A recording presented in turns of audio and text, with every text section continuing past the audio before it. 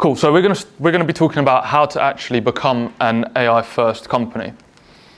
Because most businesses, they don't have an AI strategy at all. They think that they do, they use AI, but they don't have a strategy around it. They have a few people maybe using ChatGPT in their business. They have random tool subscriptions that don't really talk to each other or overlap. They have a load of scattered experiments. They have a load of different people doing a lot of different things, but not really understanding how to track if they're working or what the actual ideal outcome would be. They have no shared standards or ownership. Everyone's just kind of doing their own thing and expecting everyone else to understand what they're working on. Like I said, they're not really measuring anything. What does success look like? Is it time saved? Is it money saved? Is it money made? And they have no clear roadmap. So I hope that by the end of this session, you'll kind of understand what key principles you need to be applying to ensure that you have a clear roadmap and a clear AI first mentality. There's AI using and there's AI first. I'd imagine most people in here are AI using, with a few exceptions. I know there's a few power users in here. You have AI using companies. So they use the AI when they remember. They might actually log on to ChatGPT and use it if they remember to. They have random tools. Some of their team members are using ChatGPT, some are using Claude, some are using Gemini. That's fine if you're using all three of them, but for what use case? Knowledge lives in personal chats, which is a big problem that I'm seeing. Right? There's nothing shared between the organizations. There's no shared IP, no shared knowledge, which means there's no actual real use case and there's no point having it in the first place, really. Outputs vary per person and there's no shared measurement or no clear ownership on the tools. An AI first company is what I want everyone in here to take this mindset from. Each of their tools have a clear job, they have a clear owner, and actually have a clear success metric. And their knowledge is packaged for reuse. So right now, a lot of people would argue Claude is the best tool out there. One day it's ChatGPT, and one day it might be Gemini, one day it might be Kai AI, you never know. And you want that ability to, that actually exists, but not by me, unfortunately. So knowledge needs to be packaged for reuse, so you can plug it in and out to whatever tool is the king at the time. Or even if you want to build new workflows on top of that existing knowledge so they can actually speak to each other and understand what you're doing. Your team actually needs to know when to use AI and actually, maybe more importantly, when not to. A lot of what we spoke about this morning was workflow mapping and understanding when a human should be doing a task and when an AI, robot, automation, whatever kind of umbrella term you want to use, should be doing a task. And improvement is properly measured. Most businesses wouldn't say we want to hit a specific KPI and then just hope they hit it. They'll put clear steps to do so, and then they would actually track, quarterly, weekly, whatever it might be. So I don't see why people don't do the same thing with technology integration. And to build on that, their roadmap needs to be reviewed regularly. If it's a year-long roadmap, you should be having quarterly check-ins, monthly check-ins, weekly checkpoints to see, are you on track or are you not? It's fine if you're not, you just can recourse. It's because AI first companies, they are actually delivering 5 times the productivity than anyone else. I've shared this stat quite a lot this week because it's an incredibly kind of enlightening stat, I think. Businesses that are actually AI first and integrating AI properly, they're getting 2 to 5 times the revenue per head from the same team or capacity or output or however your business measures success. But it's only the people with the proper systems in place that are achieving that. Because again, I touched on this a lot on Wednesday, but I don't think that teams should be firing, companies should be firing their teams. And if they have that mindset, they likely have the wrong person in that particular role in the first place. They should be looking at building systems, processes, and providing infrastructure to amplify their team. So again, this is a kind of typical pod structure of a marketing agency. You might have a manager that has an account manager who deals with the clients, a designer that creates the assets, and a media buyer who does all of the actual technical side of the paid ads. Typically, a pod like that might be able to service 20 clients. If you got to 21 clients, 22 clients, 23 clients, you'd be stuck between two very difficult decisions. You'd either hire and destroy your margins, or you would work your team to the bare bones, client results would drop, team would get stressed out, and you'd likely lose the clients anyway and get back to your 20 threshold. And that's a self-fulfilling cycle that happens a lot in the agency space. However, we have a very simplified diagram of what an AI amplified team would look like. You would have an AI agent, which is a general term I've used for tools, processes, systems, integrations. And again, this is a super simplified model of how it would look in reality, where your CMS would have a set of agents and tools. Your account manager would have the same. The designer, they would have their own processes and infrastructure. And their media buyer would be plugged into a load of different tools relevant to their day-to-day work. And I know this is true because I've seen it happen in real time within our own agency and with clients that we help. But you can actually 3 to 5 times the capacity whilst actually improving the work and your margins. Because in this scenario, the account manager is chasing the same messages over and over again. They're manually reporting. The designer is briefing themselves. They are, waiting for client feedback. The media buyer is logging into every single account manually and flipping information from one place to the other. Whereas on the right, they're using systems, processes, AI, and automation to amplify their work. But what are the 5 steps that I've identified to become an AI-first company? I'm sure there's a lot more sub-steps, but hopefully this gives you a good understanding. First step is, what actually is a strategy? Because without strategy, basically you have nothing. AI only compounds when actually embedded within workflows. An AI-first company doesn't ask, what can we automate? That's not exactly kind of where they start. It's where are we losing margin? Where are we wasting skilled time? What are our best people doing on a daily basis that they shouldn't be doing? Where is our quality inconsistent? What process are we sometimes getting really good results, sometimes getting really poor results, but in theory it should be standardized? Where do we keep hitting a bottleneck in our growth? Is it our lead acquisition? Is it in the amount of clients that we can actually handle?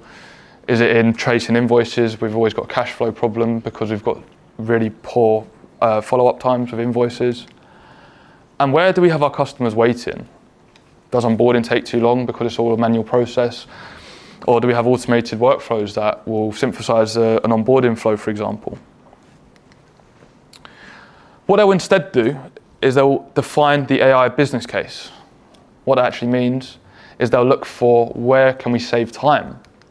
Where can we reduce costs? Where can we increase capacity? Where can we improve our quality? And actually, where can we reduce risk? Which I think is an area that a lot of people don't think about enough. Risk, especially as you get higher up in the kind of business food chain, is considered increasingly more. So we really need to understand that at all levels. So now workflows. That's what we spent an hour discussing this morning, but just to kind of touch on it, we really need to understand what type of task is being done in our processes so that we know how they should be kind of handled and tackled. Do we want to use cruise mode, which is a term I basically use for when a task is very straightforward and it can easily be automated with there's no real difference in what should happen from A to B? Do we need to be being assisted by an AI in co-pilot mode when the task is a bit more complicated? Or is this task so consequential that a human needs to do every single step of it?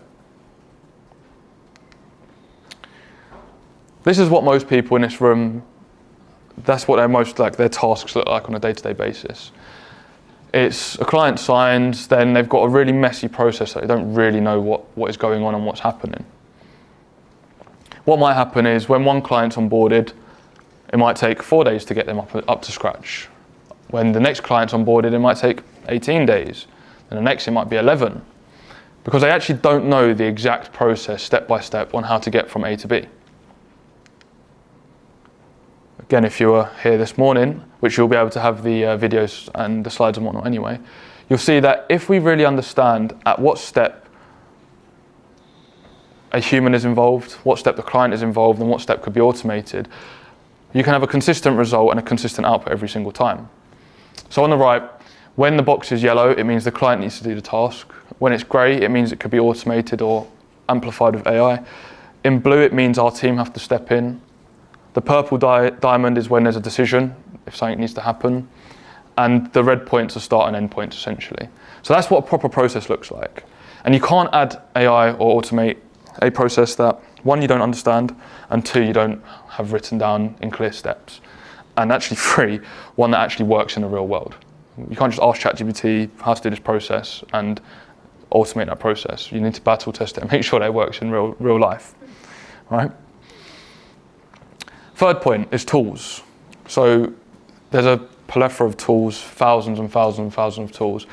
A lot of them do very similar things, but a lot of them have very specific use cases. But we don't want to actually collect tools. It's not like Pokemon, right? We don't want to catch them all. We do want to hire them and use them for specific use cases.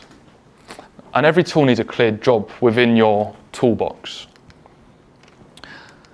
And basically, if you can't name the job that the tool's going to do, who's going to own the tool, what the ideal outcome of the tool will be, and what success looks like at the end of implementing that tool, we don't actually want to be implementing the tool at all. Instead, we want to orchestrate our tools. We want to use them to our advantage for specific jobs and specific roles, and they all kind of play together. And in our first session, we spoke about 6 different categories of AI, and I gave you some examples of different types of AI. You have everyday AI, right? Which is, in my examples, these aren't all the ones out there or necessarily the ones I think are the best either, just telling you that you have everyday AI, which is ChatGPT, Claude, and Gemini. These are like what you'd use for your day-to-day tasks. You'd have a category I call search and synthesize, something like Perplexity, Notebook, and Poppy, where you can collate a load of different information from different sources together to get some sort of outcome.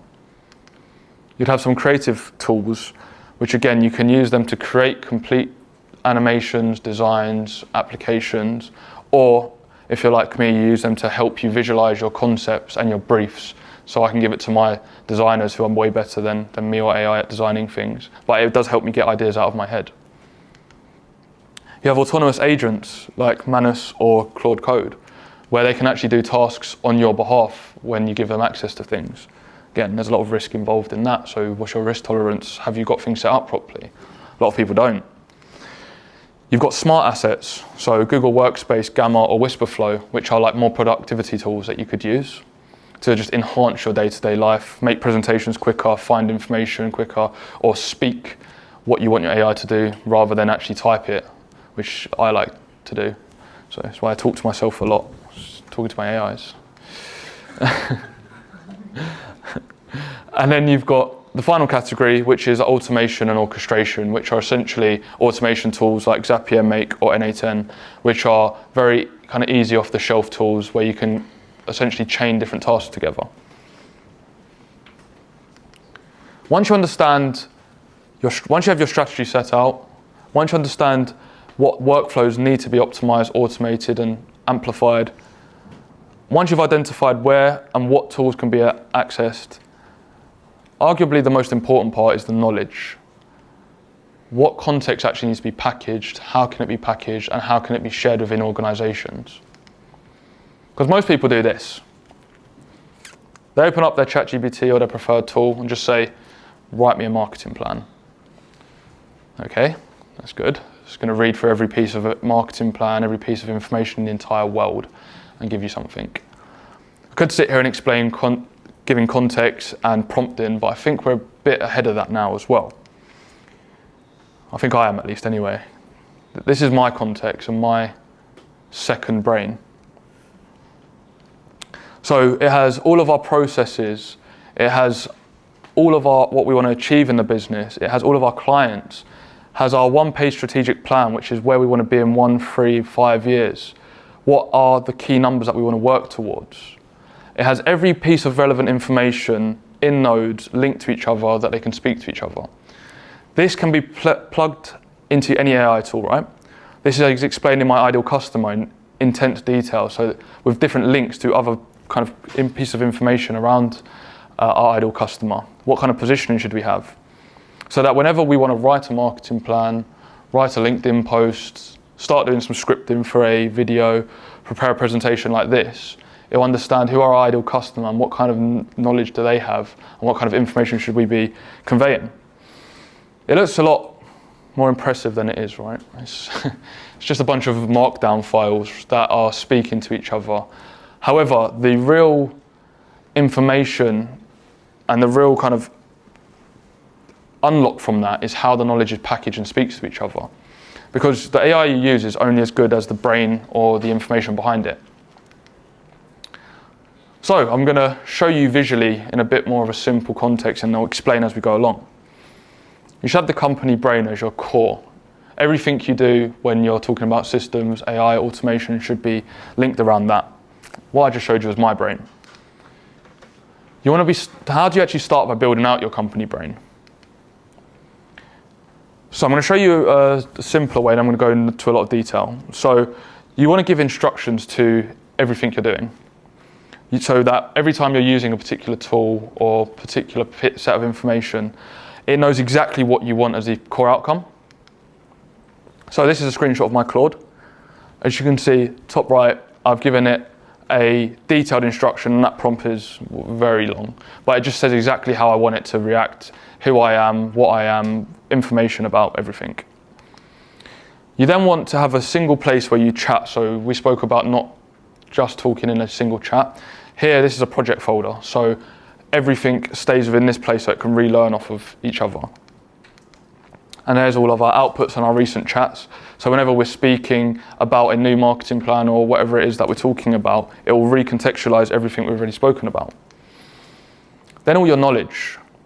And this is the big unlock for me, at least, and I think it will be for everyone here. Here you can see the context. There I've got 2 folders. In each folder is a subset of many other folders. That is what the brain is that I just showed you. And there's 5 layers of building project context.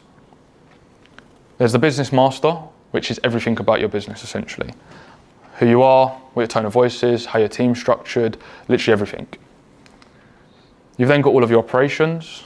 So basically what we spoke about this morning, your workflows, your SOPs, your procedures, everything. Then you've got your marketing, so your content that you put out, your best performing reels, the scripts that you're getting ready to write, your inspiration, your competitor list, whatever that might be, as well as your brand tone of voice and your core content pillars. Then everything around sales.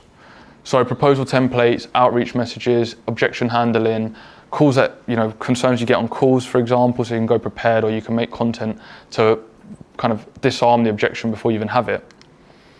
And then you have one project per client that has everything you need to understand the client information, so you're not starting from scratch. You're almost making a mini version of this for each client, and again, that depends on what kind of client or what kind of business you have. That will kind of depend on your clients. An accountant would have their 3 months VAT returns for the last 12 months and their company history. And a marketing agency might have their tone of voice, their marketing strategy, their ideal customers. Once you have your company brain, you want something called an atlas, which is essentially like a set of maps. When I showed you my brain earlier, you might have seen all the connectors. How large language models, which is what all AIs right now are basically, they're a collection of knowledge and they're just using algorithms to find the next best outcome. If you give it all of that information that I just showed you, I'm going to burn through all my credits, going to get so confused, it's going to start making things up and hallucinating, right? So what I'm basically doing is I'm giving it the map to say, when I speak about sales, you follow this path. When I speak about marketing, we follow this path, and I only give it those contexts depending on the conversation we're having. So this might be a positioning atlas, an ideal customer profile atlas, how your pricing works depending on who you're talking to, your voice and tone, and your one-page strategic plan. Now this one-page strategic plan I keep referring to, it's from a book called Scaling Up. It's a very good book, but it's basically just a one-pager that talks about your business in detail and kind of what your map is. I'll tell you why that's so important. It's because it acts as the active anchor to your business. I think a lot of people in here, we make decisions based on the moment, based on gut feeling, based on hearing that Claude's the best, so delete ChatGPT and jump over to Claude straight away, or everyone's talking about this particular client kind of service, I'm going to stop what I'm doing and jump over to that. Or this particular reel was doing really well, let's record that kind of reel. But like the one-page strategic plan keeps you positioned to 5 core things. As a business, where are we going? What is our plan truly in the long term? Who are we actually serving? Before we had this, I'd make a lot of decisions based on gut feeling, like I kind of just said, and I would pivot a bit too much, even though as a small business you should pivot. But who are you actually serving, and make sure that every decision you make is actually serving your ideal customer, whoever that is. What are you actually selling? Do you change what you're selling to anyone that you speak to? Again, we used to do that all the time, and it becomes a massive business headache. What actually matters this quarter? What is the biggest kind of unlock this quarter for you?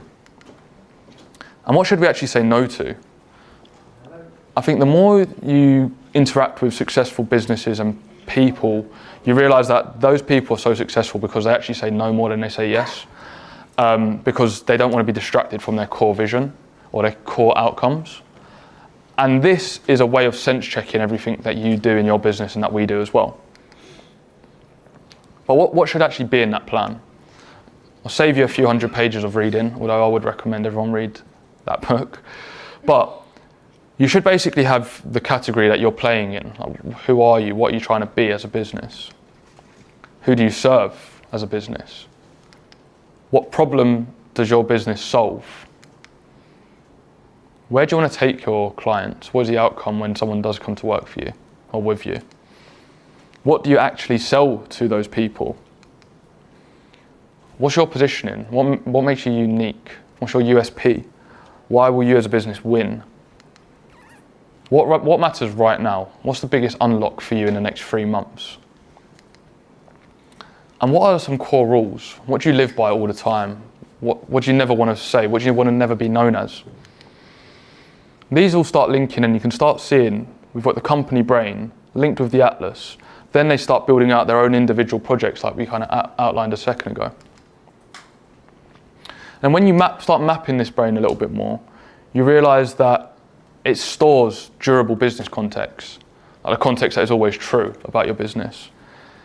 Therefore, your AI will stop guessing or hallucinating as much, and it will help anchor you to better decisions. Although you as the human should be making the decisions, however, when you're sense checking your ideas and yourself, and even doing market research, you want everything to be anchored there. Then we start building in reusable assets because we've got so much context there. And then we want to think about our client context. So this keeps clients' specific context all in one place. And that way we can just keep reusing the same file structure to scale our business to allow us to manage 20 clients, 30 clients, 40 clients, 50 clients, 60 clients, all in the same way, for example. So what kind of info do you want in this? You want client context, your relationship history, which basically means all the calls you've had with them, because you should be basically transcribing and recording all your calls where you can. Any proposals you've sent to them, any decisions that have been made, any objections they've had. What are the delivery assets that you actually have promised them? What's the scope of the engagement? What briefs, what reports, what dashboards have you provided? What performance feedback have they actually given you? So what KPIs are you working towards? What kind of info, once you've sent them a campaign plan, a landing page, a tax report, whatever it might be, how have they replied to that? Because then you start actually honing in on what the client actually wants. And then what kind of top wins have you had with them, or what risks do you have? Are they a smaller client, or are they a really big part of your kind of clients that's a high risk, or what it might be? And then finally, what are the next actions? So therefore you can start assigning tasks, owners, deadlines, and any kind of meetings, and you can start plugging all of this into your tools and really start having like an overall knowledge that's ever growing about your business. Once you've got the company brain, the map that tells you how to use the brain, Once your operations, projects, and content layers are live, you can start building out other assets that allow your AI to stop guessing, build you a scoring matrix, which is really powerful, and it actually will gate every output that you provide. And then you actually have your strategy anchor. Now, a scoring matrix is really powerful because it will allow your entire team to have one unified level of output. Right now, you as the top level, whether that's within the business as an employee or you as the manager or the owner or whatnot, you probably will get work sent to you from your team that isn't up to your scratch, right? Or up to your level. So what this allows you to do, or allows your team to do, is score every piece of deliverable that they've made against a matrix of what is good, what is not good, why is that good, why isn't it good. You can only do this at scale if you have all of this built out. But then what makes your brain compound? What makes it get bigger? The glossary, the scoring matrix, and the strategy anchor, right? So this is a bit of an example visually of the scoring matrix. You'd have some key criteria, and again, this is very specific to the business that you're working in, but you might have, what is a strategic alignment? So when, let's say we're looking at internal work, this is where this is kind of positioned. When I'm building out an internal piece of content, it will run it past my one-page strategic plan and current priorities. Does this AI summit that I'm running this week actually fit our overall objective, or am I just doing it because I thought it was a good idea off a whim, right? Does it fit our next 3 months? Does it fit where we want to be in 5 years' time? It'll then score me out of 10, and I'll, in the matrix, just, in theory is quite, in practice, in theory is quite simple, in practice is a lot more complicated, obviously, trying to explain this straightforward. But who are your client and audience? If my client and audience are professional service providers, but I'm speaking in slang or broken English, is that my ideal customer? Or if I'm a streetwear brand and my target audience are young adults, there'll be two very different types of messaging, so it will actually reflect whether we're on our right tracks or not. How accurate is our offer, price, and our promise, right? Again, kind of outlines as a checkpoint. Does this sound like us? Does this have commercial clarity? Is there complete context? And is this actually useful in the real world? This is just a bit of an example of how a very basic scoring matrix could be used either internally or applied to a client account. And this will actually score any foundation honestly. It will help you find where your output or your logic is flawed, and then it will actually provide you with actionable points that can actually link back to making that a closer to a 10 out of 10. Got a good friend of mine in here who applied this to his business, and now he doesn't allow any team member to send him anything unless his team have a 9.3 out of 10 based on their scoring matrix. 9.4. 9.4 out of 10, right? That just means he's got to spend less time reviewing work and is much closer to his brand's values and in his ideal client's tone of voice. And has that helped your business? Yeah, a lot. Nice, amazing. That all then plugs into your company brain and it just scores everything. And it just, again, it's all about centralizing context essentially. Finally, once you've outlined your strategy, you've mapped out your workflows, you've assigned your tools, and you've got this ever-growing knowledge base, it's all about adoption now, which is, I think, where most businesses probably fall over on the last hurdle, right? How do you actually make it consistent, and how do you actually get the company to kind of build into it?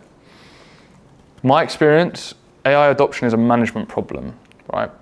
A lot of people think this is going to take over their jobs, or there's a lot of friction because there's high security risk or whatnot.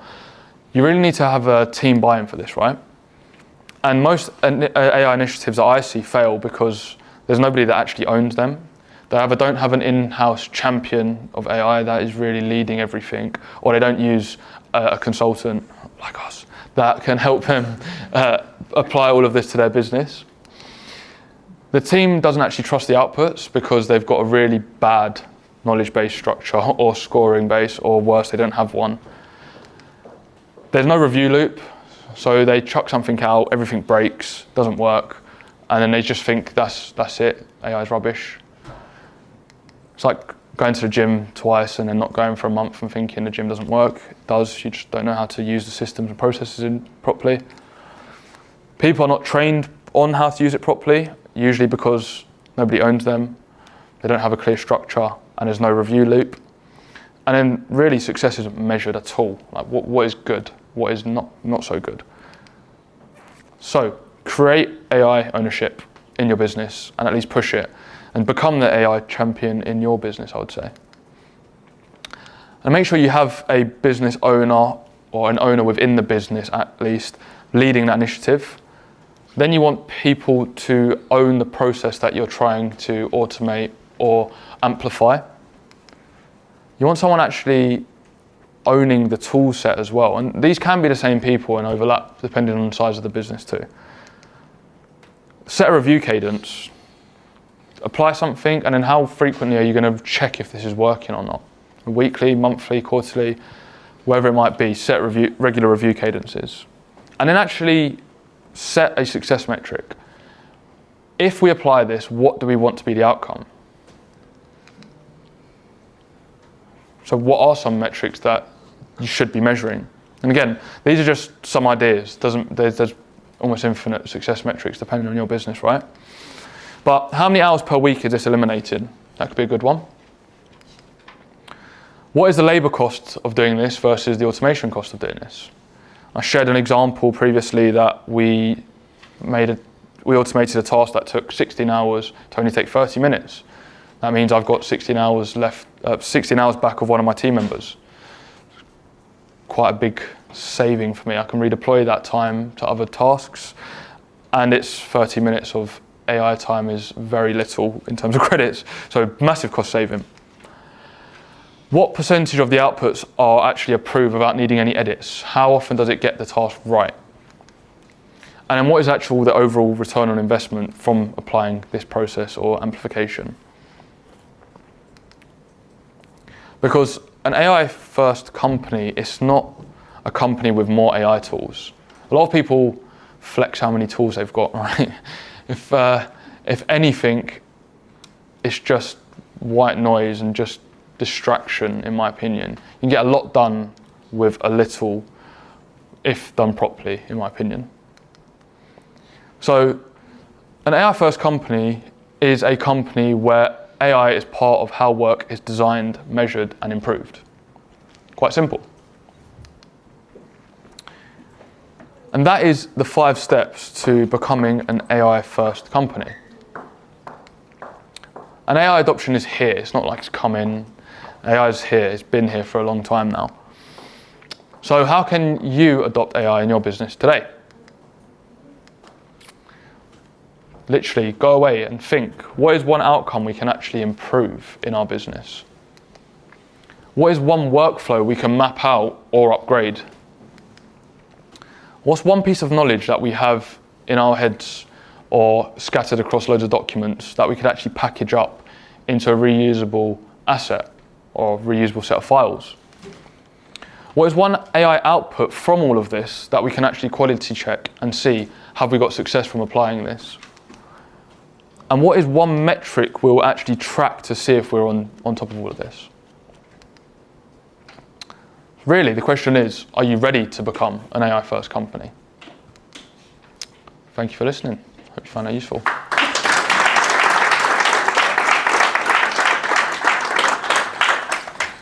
Thank you guys. Hope you found that useful. As I said, this is the 5th and final session. All the other sessions have been recorded, and I'll be giving out all the call recordings, the slides, all resources. If you want them, just scan that QR code, give me your details, and I'll send them to you, basically. But yeah, so anyone want to share what their biggest takeaway was from that workshop? Did everyone have any takeaways? Too much to comprehend. Yeah. Too much to comprehend? What was too much to comprehend? A lot of value. Yeah. That's really good. Really Yeah, good. nice. Dan, did you have something? Yeah, go for it. Here, That's fine. something that I've struggled with. How do you choose which AI tools you choose to bring into the business? Depends on where you... Obviously it changes all the time, right? Yeah, So there's great new ones question. coming every day. So you might be using one that's pretty good, but there's something better. Where's the knowledge come from? Where did you find out about these new tools and what value they can add to your business? Great question. So what stage of the business are you in right now in terms of your AI? Mostly Claude, Yeah. figuring some stuff out, but there's lots of other stuff that from this I desperately need. Nice. Well, come talk to me and I'll help you, firstly. But secondly, genuinely, it's about building out the knowledge base. What'd you say? Yeah, it's about building out the knowledge base, in my opinion, because then you're not actually a slave to any of the tools. You can kind of pick it up and move. And again, mine's all stored and built out on a Google Drive. So I have access to it and my team have access to it wherever we are and whatever we use. I would say pick one tool and spend a decent amount of time on it once you've structured out the knowledge and you built the infrastructure around it, because just doing that will amplify your work anyway. And then I would say, based on the 6 kind of categories I outlined, I would try and stick with one in each category to begin with and see how you get on. And I would only move if, for whatever reason, a tool isn't achieving an outcome that you want. And that's what I would say. And then I'd also, again, it's a bit easier, like for me, but because I do it all day long. But I would also put some time aside, like sandbox time, where you can basically play around with different tools. So whether it's some time where you haven't got a headspace to do client work, but you have got some energy to be working, you can almost like procrastinate almost by playing around with different tools and seeing how the outcomes differ, or if they differ at all. Yeah. Pleasure, thank you. To just what he's saying. Yeah, of course. So basically, I've been using ChatGPT, and AI is moving so fast. The trends are just keeping evolving. So what I tend to do is just stick to one and follow their roadmap in terms of how to use it, get familiar with one. And to be fair, that's helped with me. I've gone from just having chats with ChatGPT to creating projects, uploading all my files in there, and to be honest, it's helping me navigate everything else. So, yeah. The bit you said before about putting the information into Claude to give your company tone, how you worked in the past, all of that information, so it's actually working on your tone rather than just everything that's out there in the world. Yeah. It's pretty name change. Yeah, thank you. Yeah, on that, there's one of the resources actually give you this step-by-step guide on how to set up all the projects and what projects. Well, no, I haven't actually properly gone through that. But on that, there's actually a document I've put together that literally, if you follow it step-by-step, it should help you do that. Yeah, I'd also say as well, I think I've said it a few times, but I think we are in like an AI arms race as well. Like they've all got so much money, they've all got so much knowledge, they all say they're the best. They're all doing very similar things. One day ChatGPT is the best, then Claude's the best, like I kind of said at the start. So I think you're right what you said. I would say kind of knuckle down on one tool because they're all very good at what they do, but they're also all very bad at other things. But I'd say keep one everyday AI tool and just build on that. Cool. Do you have a question? Also, like for instance, if you go in and advise companies, would you advise them to have their own AI department then? So once you've gone and you've done a bit and you've left, you leave them with one person or tools that they can carry on to the next ways? Yes. We work in 3 different ways really. So we either go into a business and build out all of their infrastructure from an automation and amplification perspective, and we amplify workflows or we automate them. And that way they own the infrastructure. If it breaks, we fix it, for example. We can do upskilling where we go into a business and actually train them and then have an AI champion essentially where they can consult with us. Or if you're a smaller business, one-man band or smaller, we just go in and help on a consultative basis. But I would say, when I say an AI champion, I mean when you have someone within the business that is really making sure that everyone else is using the tools based on the frameworks that we build out for them.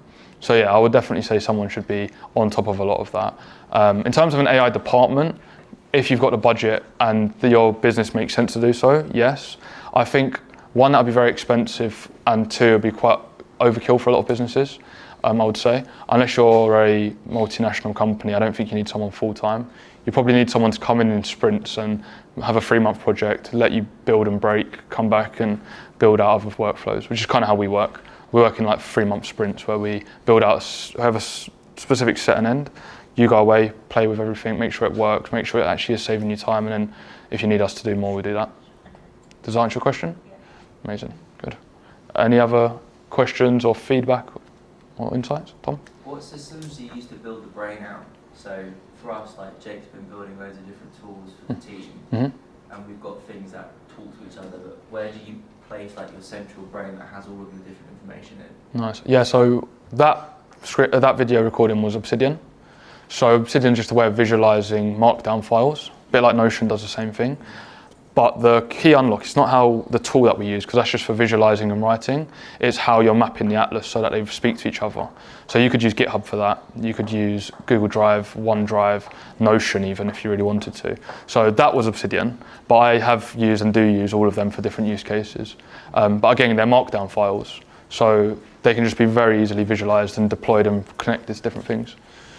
So yeah, I'd think about the atlas and how the dots connect to each other from a kind of visual perspective, and that kind of just helps me visualize everything. Yeah, nice. Yeah, go for it. So we've been building pretty much mini agents. So obviously we own a company in India, Yep. and they generally did all the implementation work and somewhat strategy.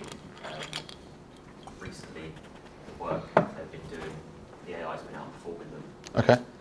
From what we've built. So the next step for us is to get a Claude AWS server and upload all of what we've built onto that, and the team can connect into the tools front end, which is connected to the back end of the server. Nice. And run things from there. So that's kind of the plan, what we're doing. But that Atlas thing's pretty cool. I'm going to do that. Nice. Yeah, no, that's really cool. Yeah, no, I think again, it's sound processes and information. Just really, you need to spend a lot of time understanding what is the outcome, like what is the start and what is the end. So yeah, that's great. And I think you're in a good position. Like there's two good positions to be in my opinion. A company that has been trading for a while and has very good processes, or a company that's just starting, because then you could build that. Exactly. Like there's quite a few businesses in that messy middle, which is where it gets really difficult. Yeah. Yeah. Sorry to interrupt. No, don't be silly. My ops manager, I've got this vision. Yeah. And it's going to be saving money replacing people. Yeah. It's not going to be a nice thing to do. Yeah. But it's the future. Do you think? Yeah. Yeah. It is the future. So do you think that's because the team that you've got aren't high level enough, or they're not trained enough? Because the output you receive from what the tasks that AI can do is a lot more detailed, a lot quicker. So my team in India might spend 12 hours on an SEO audit for a client. Claude does it in 35 minutes to 45 minutes and gives you a 12-page breakdown with what you should do in Q1 for the client, what you should do in Q2, and it will give you a complete breakdown. And the team in India, you would then have to go back and ask questions, edit the PDF, redact things, make things in better English, no disrespect, but that isn't their first language. Yeah. But it's the future from our perspective, where they can be more of an implementation team, and we take back the strategy and claw that back, ultimately saving time and money in the long run. Interesting. Yeah, I think there's a few different ways to look at it for sure. So I've seen a massive, and again, Josh there headhunts very high level positions in marketing roles. And I think, again, Josh, you can probably jump in there, but there's a lot of big agencies spending a lot of money hiring very high level executors. Because my fear with that is a lot of people are, like I said, giving away their strategy and thinking to an AI model that trains on everyone else's strategy and thinking, which will then push everyone to be more average, essentially. So I think, yes, you should use it for some tasks. And I've mentioned in one of my presentations that around 50% of work in a knowledge worker, admin, is replaceable now. But that then gives them time to do more of the high leverage stuff. So I think for a lot of the lower leverage tasks, 100% that's a great way to be moving. But I would also be trying to keep in-house as much of the thinking and strategy on that side. Would you agree with that? Yeah, no, I fully agree with that. Yeah. We've got clients in the US that it's like a race to the top to get like the best AI specialist in. Like we've seen them jump like 200k plus salaries. And then my other company that has a data, so we pulled, I think it was 1,000 SEO jobs this year. I think it was 54% of the job descriptions had AI in skills, 11% had AI in the title, and the reason was because the jobs that had AI in the title were getting paid 33% more on the premium on the salary. So I think it's a race to the top. I get what you mean from that team. It looks like it's linear, getting from A to B, 100%. You don't want back and forward, but for high level strategy, I think you still need somebody that's done 10, 20 years of they've got the experience, they know where the judgment is, they know, because again, when you get AI, you've got either the keys to Ferrari to go the wrong way or the right way. So I think you still need somebody that, like an account manager, skilled account manager that like we've got like skilled account managers that know the job, could implement it if they really wanted to. But that isn't how the flow of our business works. But if we can just gradually let them speak to a tool that gives you better English, better responses, and quicker response times than a team in India, then you could save 100%. Save nearly 6 figures a year, to be honest. Yeah. I think with that, the whole point of that department was to offshore And that was more admin. But that's a lot of. I'm seeing a lot of UK-based companies that were offshoring, now reshoring, but to a computer rather than. But again, if you look at what is that task, would you replace it yourself with an AI? Yeah, there you go. There you go. So The AI becomes more clever than you. yeah. But yeah, no, it's a great point though. Yeah, it's great. But yeah, obviously not everyone's model is like that. If Yeah. you started something now, you do it totally different to how we did it back in the day. I know you don't know. Amazing. That's good. Thanks for sharing that. Has anyone got any questions or any comments? Where would you draw the line between like giving AI too much data and context? I think it's very situational. Yeah. That's a good question. I'd be careful on sensitive information. Like I wouldn't be, again, like a lot of people are like vibe coding tools right now, but they don't know how like API keys properly work. So like they're giving access to anyone who does know how to code, access to their keys, which basically means you're giving them access to their Claude, which they're destroying, or you're giving them access to your own computer, again, if you're not shoring things up properly. So where would I draw the line? Contextually, like it would be in context of the business. It wouldn't be any personal information, and I'd just be making sure that all my sensitive information, so any access to computer, sensitive keys, would be like completely locked off. So that's probably my answer. Have you got any like an example or anything that might help? Is there any fears with putting your IP into, let's say, Claude? What is your IP though? Like, So- what do you mean by that? If your IP was like, let's say, behavioral credibility scoring. Yeah. To a particular, let's say, for wellness activity, proof of effort. Mhm. Okay. Would you allow your AI to read all the data about it, or would you just put parts of it that explains briefly what it's about?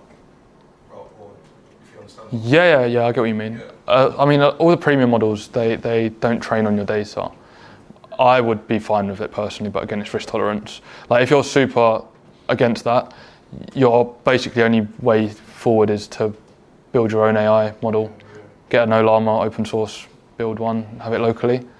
You can do that, it's just expensive and probably not worth doing, unless you're like a big company. I'm fine with that personally. I think it just makes my output way better personally, and they don't train on your data as well. And again, it's like your phone has access to your bank, and your phone knows where you are right now. So it's like, where do you draw the line with any of that? I would say it's the same sort of thing. Yeah. Do you have a follow up on that, or to answer? Yeah. But if you're like, again, it's it's personal preference. Yeah, it's personal preference. I think it's a great question, and I think it'll, as governance starts growing, it'll be a more spoken about topic. But it's whether you trust the big companies or not, which I don't think most people do. So but they're the head honchos, aren't they? Holly? Just to follow on from that, so I work in education, which has a lot of sensitive data about tutors and students particularly. So what we're using AI for is making sure that we're removing any student or tutor data before it goes into any AI, and I'm using it more like an alert system rather than it drafting things for me or having access to any of my emails, because that's just not allowed. So, for example, I have a system where it will, I know I need to send a particular email, it will alert me that I need to send that email because I've done that, ticked in, etc. So it's a different, more like an alert rather than it actually embedded in my system. It's not as smooth and beautiful as some of the stuff that Kai showed, but it does the job and it does work without touching any sensitive data. Sure, thank you. Has anyone got any questions? No? Cool, thank you. There's everyone's going to go upstairs, have a little drink now. Johnny upstairs has been nice enough to give everyone 20% off food and drink. So, yeah. But honestly, guys, thank you so much for everyone who's even attended this session or more than one. It's been a real privilege to be able to speak about kind of what I do and hopefully give some insight and information. If anyone does have any processes or automations that they want to speak about, or they have anyone in businesses that they feel like would benefit from us, where we help basically reduce unnecessary admin time and allow processes to be amplified and businesses and teams just to be amplified. But yeah, thank you so much for your time. Really appreciate it.